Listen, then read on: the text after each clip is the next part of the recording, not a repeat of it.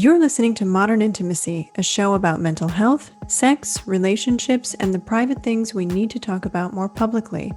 I'm your host, Dr. Kate Balestrieri.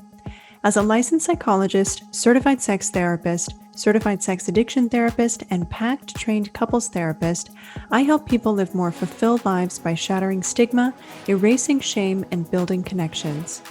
It's no secret that we live in a society that compartmentalizes mental health and sex from our everyday lives. On this show, we're going to change that, and we'll do it by getting curious together. In this podcast, I'll invite you to join me as I investigate the relationship between sex, mental health, relationships, and modern society. In each episode, it's my goal to provide safe, smart, dimensional, and practical answers to those complex questions you've been wondering about. Head on over to modernintimacy.com/podcast for show notes and resources, or to submit a question or topic you'd like me to explore in future episodes, as well as to find all the links to follow us on your favorite podcast apps so you don't miss an episode. Don't forget to follow me on TikTok and Instagram at Dr. Kate Balestrieri for daily tips on how to improve your mental health, sex, and relationships. Everyone has questions. You are not alone. On this show, I make information accessible because everyone deserves to have more integrated, healthy, and sexually satisfying relationships. Thanks for joining me. Let's get started. I really appreciate, Ryan, you coming on the show today to talk with me a little bit about anger and emotions and alexithymia. But before we jump into all that good stuff, I'm really curious, how did you get started in this field? Yeah, I appreciate you asking. So the backstory here is that I was a psychology major in college with the intent of actually, well, I should say before that, I always wanted to be a teacher. That was my goal when I was growing up. And then in Okay. college, I took my first psychology class and I loved it. And um, I wanted to work with kids, and at the time, Mm. I worked at a shelter for at-risk adolescents. This is in the Twin Cities, and Mhm. many of them were kids who seemed like had serious anger problems. Now, Mm. I realized since then, frankly, these were kids that had a lot to be angry about. The Of problems course. weren't necessarily theirs. It was the environment they were in, and but what was true was that difficulty managing that anger was really, really salient for them, Mhm. and it was getting them into lots of trouble. And so I went away to graduate school with the goal Mhm. of studying anger, and so that's really what sort of brought me there. Then once I was there, I kind of went back to wanting to be a teacher, and started teaching at the college level eventually. Wow, that's great. And where are you teaching currently? I work at the University of Wisconsin, Green Bay. I've been in the psychology department here for about 16 years. I'm now the associate dean of Wow. the College of Arts, Humanities, and Social Sciences. I was chair of the psychology program for about 8 years, and now I'm in the dean's office. But I still get to teach a couple classes. Oh, that's great. That is, I imagine that that's a really important part of what you do because teaching is just it's so rewarding. I miss it. Yeah, I really can't imagine what I'd do without it. I mean, it's Hmm. really truthfully right now at a time when, the world is really challenging. Teaching is working with young people is one of the things that gives me hope. Hmm. Um, I see I see a lot of great things in the generations below mine, and a lot of things to appreciate and things to be excited about. Yeah, yeah, that's awesome. Um, so I'm curious, anger. You had a TED talk on anger Mhm. a few years ago? Yeah, I think it was Yeah. 19. I think. Yeah. Yeah. Oh, wow. Okay.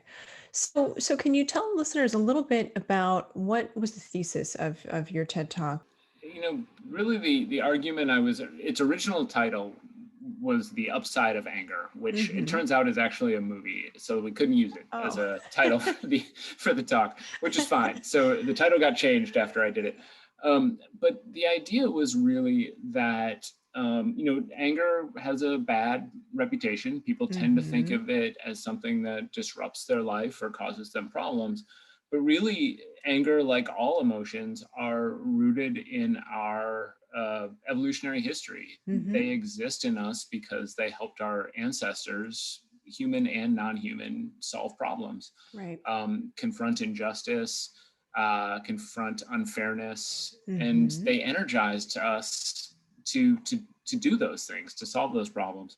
And so the talk was really about trying to help people understand that even though anger can and is associated with a lot of problems, Mm-hmm. it is a healthy emotional experience. And when we channel it into sort of pro-social, positive experiences, it can be really, it can lead to a lot of solutions. It can. It can be really constructive, right? And I think a lot of people misunderstand the difference between anger and the expression of anger. I wonder if you can Yes. speak a little bit to the difference there and the nuance. Yeah, absolutely. So, anger is really just pure and simple. It's the feeling state. Mm-hmm. It is the emotional state. It's associated with a particular physiology that actually looks and feels very similar to fear. Mm-hmm. It's associated with a particular set of thoughts, usually blaming others, usually some catastrophizing and Mm-hmm. sense of unfairness, things like that. And then it's associated with what we call some behavioral tendencies or some desires to behave in a particular way, oftentimes to lash out, either Mm-hmm. physically or verbally. But as you just pointed out, what's really important here is we don't have to act on those things. It's separate from those behaviors. Mm-hmm. And so, what I see happening a lot is people confuse anger with aggression. Mm-hmm. And aggression is a behavior where there's an intent to hurt someone or something. Right. And when we're angry, we sometimes aggress, but Mm-hmm. not always. Mm-hmm. And frankly, not all aggression, in fact, a lot of aggression isn't motivated by anger. It can be motivated by something else. Mm-hmm. Like fear, panic, Yep, anxiety. Mm-hmm. absolutely. Other emotions. So there's what we Mm-hmm. call, emotional aggression, which is motivated by all the things you're talking about. Mm-hmm. Fear, panic, anxiety. In animals, we talk a lot or notice a lot of maternal aggression, right? That's driven Mm-hmm. by a desire to protect offspring. Right. Um, I think in humans, though, we could actually point to a lot of aggression that is what we call instrumental, meaning it's to serve a purpose. It's with a Mm-hmm. specific goal. So war, that sort of violence is often uh, instrumental. There's a goal behind it. It isn't necessarily motivated by anger, even if the person who's doing it might be angry while they're doing it. Mm-hmm. Mm-hmm. Yeah, that makes a lot of sense. What's your take on the role of protesting then? Is that also an instrumental expression of anger? I think so. I mean, I think that protests can look a lot of different ways, Sure. and we certainly have seen some instances of protests that have turned violent or turned aggressive, Mm-hmm. Mm-hmm. and there's plenty that haven't been. I think that we see that typically the goal of any sort of protest is to do one of two things. It's either to raise awareness, or more likely, it's to, I mean, along with that, is to actually lead to some sort of change, and some sort of systemic change. Mm-hmm. Um, and I think that that second piece is inherently disruptive for many, and oftentimes, but I think the protest itself is oftentimes or probably always motivated by anger, but anger Mm-hmm. that's being channeled into a healthy, I think, typically pro-social approach. Yeah, typically, right? Or we might Mhm. not call it a protest. Right, exactly. Right. Well, I see anger come up a lot in clinical practice, in the work that I do, especially for people who have a history of trauma. And it sounds like you've identified that as well in some of the early Mhm. groups of kids that you worked with. And people are often really afraid to feel that anger, really afraid to express anger, even when it's justified.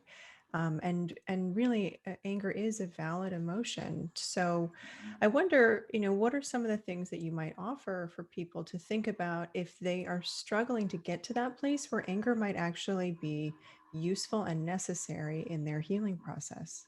Mhm. Yeah. So, so much of what we are comfortable expressing is going to be rooted in our life experiences, but even more Mm-hmm. specifically, our childhood experiences. Mm-hmm.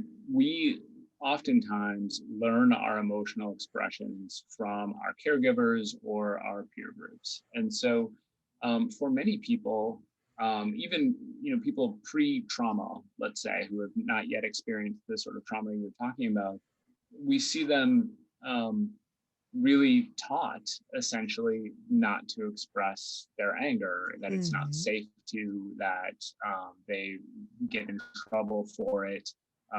For many people, their anger is met with other anger from someone else Mm-hmm. who, Mm-hmm. and even not just anger, but aggression. Right. And so spanking, other sorts of physical punishments and Yeah. abuse. Retaliation, really. Yes, exactly. Yeah. Mm-hmm. And so and I think that's going to be even more true for women who learn that or girls and women who learn that um, expressing their anger is inappropriate. We know that girls and women are oftentimes taught a different set of rules when it comes Mm-hmm. to emotional expressions than boys and men are. And so for many people, it can feel just really scary Yeah. as an adult to try and express that anger because we have a lifetime of Right. not being allowed to or being Exactly. discouraged.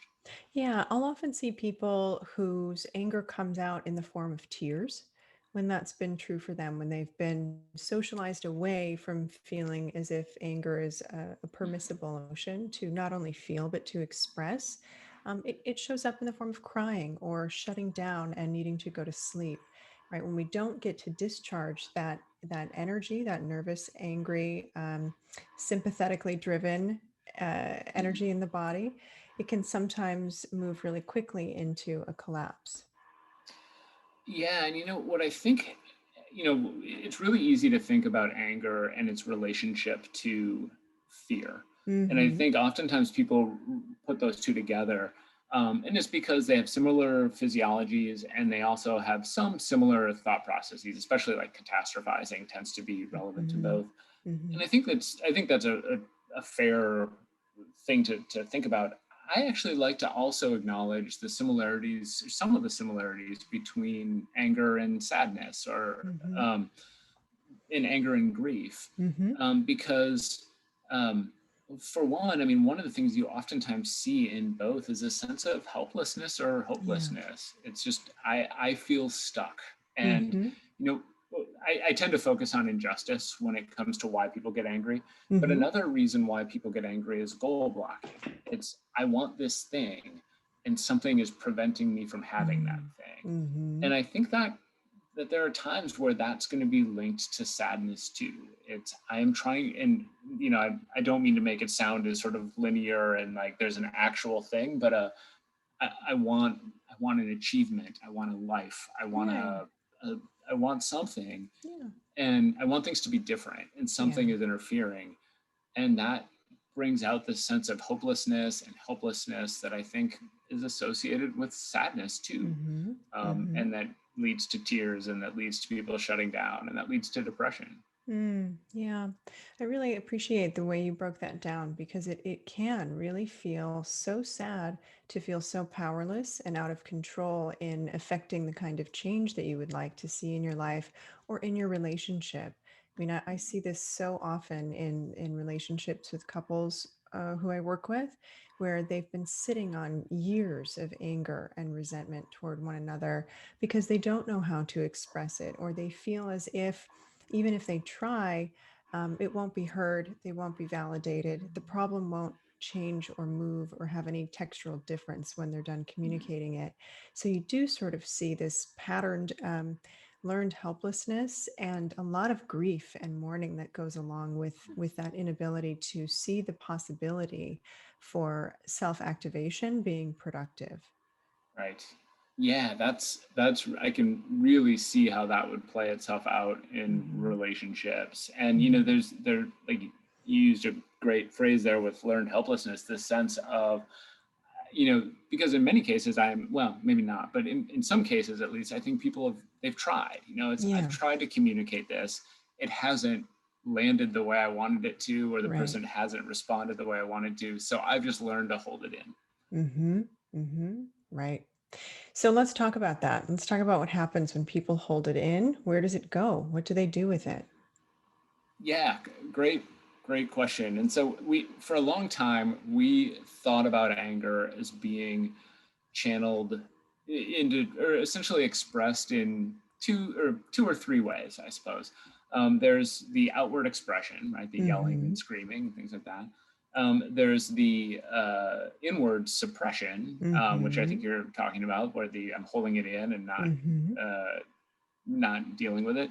And then there's what we'd call like control strategies. It's the deep breathing, the counting to 10, and things like that. Mm-hmm. And researchers started talking about that was one of the earliest scales of anger. Is called the Trait Anger Expression Inventory, and uh, basically lumped things into those categories. So these are the ways we express anger. And some people came out later and said, there's a lot more than that. And Mm-hmm. and talked about how people sometimes diffuse their anger by, listening to music or playing music or writing poetry. People avoid sometimes, that there's a number of things we can do Mm-hmm. when we are angry. People ruminate. I will confess to being a ruminator. That is my anger sin. Um, but when it comes to suppression, Mm-hmm. or which sometimes looks like avoidance for people, where Sure. they just hold it in, we know it's associated with a number of negative outcomes. It's associated with other negative emotions. We talked Mm-hmm. about fear and sadness, guilt. Mm-hmm. It's associated with health consequences, but then again, so is anger expression out in that Mm-hmm. way. And cardiovascular being some of the main ones, or cardiovascular related being some of the main ones. Mm-hmm. It's associated with alcohol use and overeating, other drug use and abuse. Mm-hmm. So a number of problems, including, and this is the one that I think a lot of times people don't necessarily see, are relationship problems. Mm-hmm. That not just romantic relationships, but friendships. That Right, right. we think that in some ways you almost think, well, a person who holds it in, like that's got to be better than a person who really lets me have it. But no one necessarily Mm-mm. loves being friends with someone who just says, oh, I'm fine, everything's fine, don't worry about Yeah, it, yeah, it's nothing. It can be alienating to people in a way that decreases sort of social support and so on. yeah. Yeah, it decreases a felt sense of trust, right? Because implicitly, people know when Mhm. somebody's not being honest about something. And even if they're not communicating it directly, there are little tells in their nonverbal communication or the way in which that they might weaponize another activity. So you mentioned substances or alcohol use, right? People can weaponize those substances and act out their anger with them. They can drink at their partner. They can, eat at their partner. They also can weaponize sex. We can weaponize money. We can weaponize status. We can weaponize clout. I mean, there are all of these different things that we can bring into our armor when we're not constructively describing, discussing, and communicating the way we feel. So I always tell people, the nice guy, nice girl, these are myths, right? And they're dangerous myths because Mhm. when we fall down on our expression over and over and over again, it creates an implicit sense of mistrust, right? I know you're not giving me all the information I need to have an authentic relationship with you, but I don't know how to get at it. And so it creates distance. Yeah, that's a fascinating way of thinking about it. That in some ways, the friend or the romantic partner who tells me they're fine when I Mm-hmm. know they're not fine, I mean, in some ways, that's them being dishonest with me. In a lot Mm-hmm. of ways, and Mm-hmm. that ultimately, what the sort of I guess rift that puts causes in the relationship Mm-hmm. is one that's going to over time have a damaging effect. Absolutely. Yeah. Well, because I love alliterations, I wonder if we can move from anger to aggression and now to alexithymia. Let's do it. So, alexithymia happens to be one of my favorite words to say ever. It's just really fun. But I wonder, what's your understanding of alexithymia and sort of how it shows up, especially as we're talking about anger? Yeah, and I think about this. This is another one too that feels, in many cases, particularly gendered to me. Mm-hmm. That really with alexithymia, we're talking about people who have a hard time differentiating and describing and being aware of their emotions. Mm-hmm. And I think this is such an interesting thing for me um, from a developmental perspective, because so when I think about how emotions develop, you think about an infant, and an infant essentially you can think of it as having almost two feeling states, right? It's content and not content, Right. um, and then over time, that infant learns to differentiate those Yes. emotions and break them up into other things, as because all of a sudden not content becomes sad or lonely or Mm-hmm. scared or Mm-hmm. angry, and then even uh, as a child starts to learn, I hey, other people have minds too, and they might be evaluating me negatively. Those things become embarrassment and Right. shame, and Yeah. so, and I realize I'm just focusing on the bad ones right now. Um, but so when I think about alexithymia, in some ways, what I see is that developmental process Mm-hmm. breaking down. Right. It's a child that didn't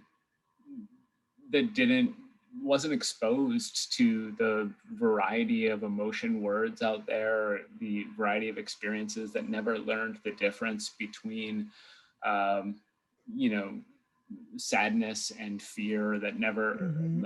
or fear and anger, that never Mm-hmm. learn the difference between love and lust, Mm-hmm. and so on. And I Yeah. think that to me, that's what it's really a developmental deficit in some ways. I agree. I think about alexithymia, and I think this is the common understanding. It's really about not being able to identify and articulate what our emotions are, right? And it's Hmm. born in a couple of different ways. Alexithymia is born through trauma and dissociative states, and we don't actually get to know and name the emotions that we're feeling in those dissociated states. So people who have a lot of trauma um, or substance use can sometimes have a lot of alexithymic expression Hmm. or traits later in life. But you mentioned that it's gendered also. So, let's talk a little bit about normalized male alexithymia and how that's maybe different than somebody who has a more profound trauma experience.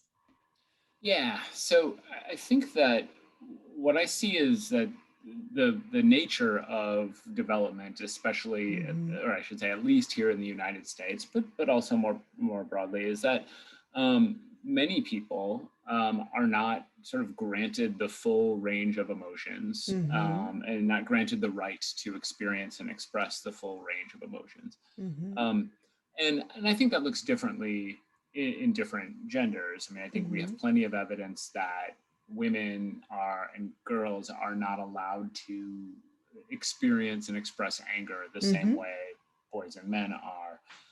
I think what we see with men, with boys and men, though, is that um, there really isn't that expressions of sadness, expressions of fear, Mm-hmm. those emotional expressions are sort of wildly shamed, especially Mm-hmm. early on, in such a way that it harms um, their ability to feel comfortable expressing them later on in life. Mm-hmm. And so, to me, that's one of the ways in which I really see, we've you and I talked about masculinity at times. It's Mm-hmm. one of the ways that I really see sort of traditional views of masculinity as being limiting to healthy emotional development, especially for men.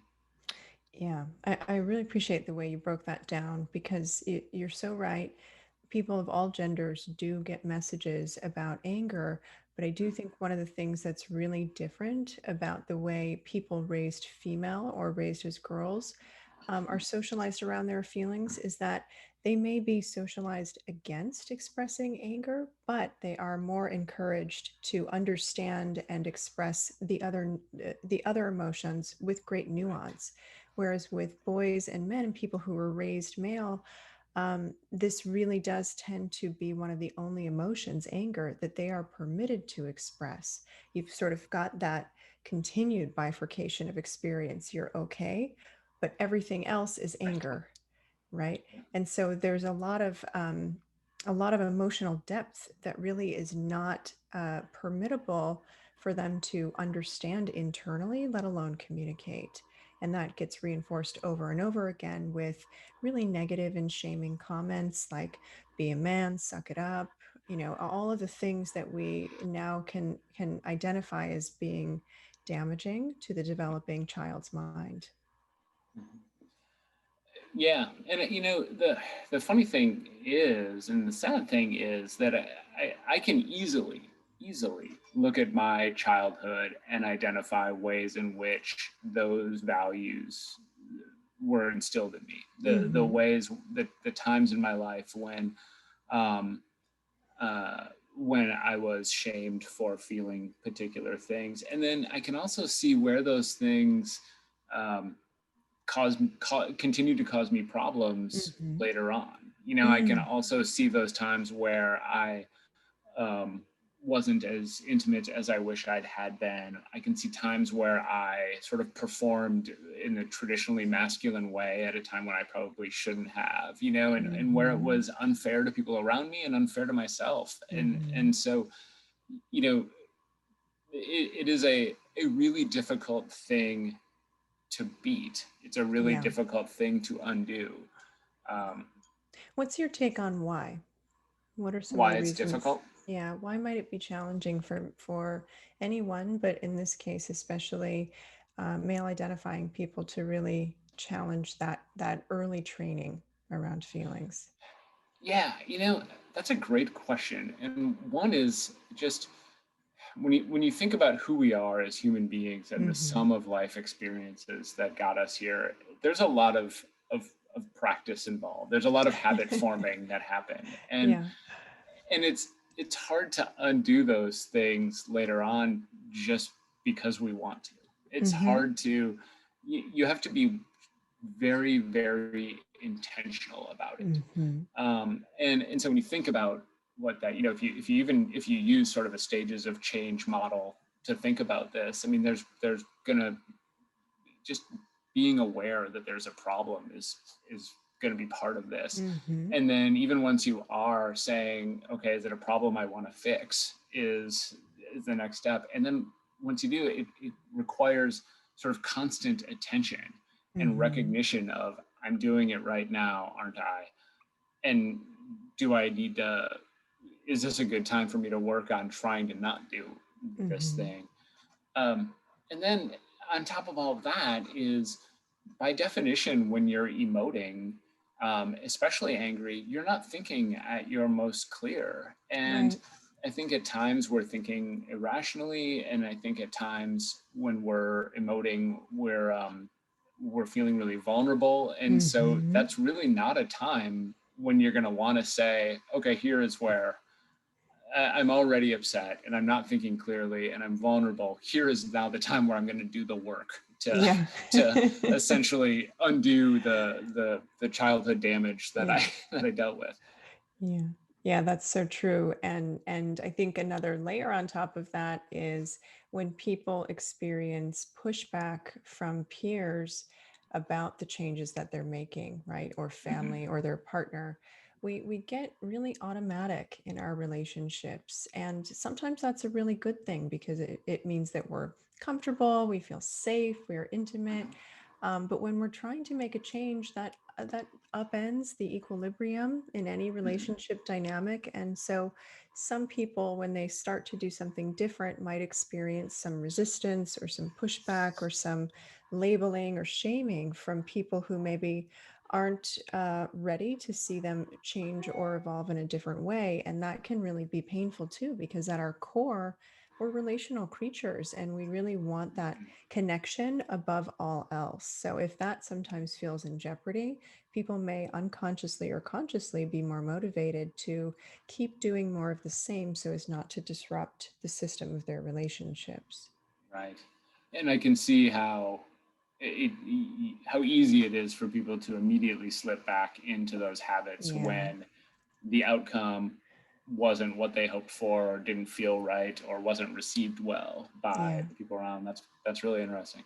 Yeah. Well, also, and if we are holding on to really rigid gender roles, we might have some feelings about what happens if I start to do something that's different than the Mhm. role that I've been given and prescribed, right? So, Right. for people who identify as women or more female leaning, um, or feminine leaning, what does it mean if I start taking a more assertive step forward in my anger? What does it Mhm. mean? Will I be called names? Will I be shut down? Will I be perceived as, intolerable by people around me because I've been conditioned to be so soft when I'm angry, right? Or non Right. expressive. And for people who are more masculine leaning, what does that mean? How will they be perceived if they start saying, I'm actually really scared right now, or I Mhm. just feel so disappointed in whatever just happened, and I don't know what to do with that information because that requires vulnerability. And I'm convinced that a lot of minimizing of other people's emotions actually is not just unintentional, but even kind of comes from a good place. Mm-hmm. That when someone says, "I'm feeling really scared right now," that the other person's response to minimize that is not, they might say, "Oh, you're going to be fine," or something like Mm-hmm. that, which is not. It comes from a good place. It comes from a desire to help someone feel better, Yeah. but I think ultimately serves the role of saying your feeling isn't valid. And and I think we see that time and time again where this desire to, instead of just saying, "Oh, I know what that's like," and instead of Mm-hmm. empathizing, instead of, there's this desire to try and fix it. And by Mm-hmm. fixing it, we unintentionally might send the message that they shouldn't feel that way. Mm-hmm. And I'm convinced that that's what drives a lot of people slipping back into sort of old patterns of like, well, Mm. I guess I'll be fine. I might as well not tell anyone because Yeah. they aren't going to hear it anyways. Right. Oh, that's such a good point.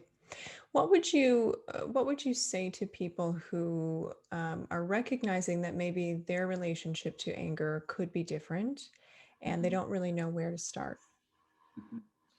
Yeah, I think the first thing I encourage people to do is to start being really reflective about Mm-hmm. what I call the what I refer to as diagramming an angry incident, and it's about thinking about the different elements of the anger experience, Mm-hmm. and to start paying attention to some of what I consider as sort of four main elements or five main elements. One is the types of provocations that tend to lead to anger for them. Mm-hmm. What are the types of things that tend to get there? One is, what are some of the mood states or other physiological states that they're in when they tend to become angry, to pay attention to patterns there. Mm. One is the types of thoughts they tend to have. Do they quickly slip into, this is the worst thing that's ever happened? Do they quickly slip into, that person did it on purpose, or why can't that Right. person just do their job? Mm-hmm. Um, and then the third thing is the actual physiological experience in their body. What is their heart Mm-hmm. doing? What are their muscles doing? What's happening to are they getting a headache? Things like that. Mm-hmm. And then finally, what do they tend to do? Do they yell and scream? Do they swear? Do they cry? Do they pout? Do they assert themselves? How do they tend to express it?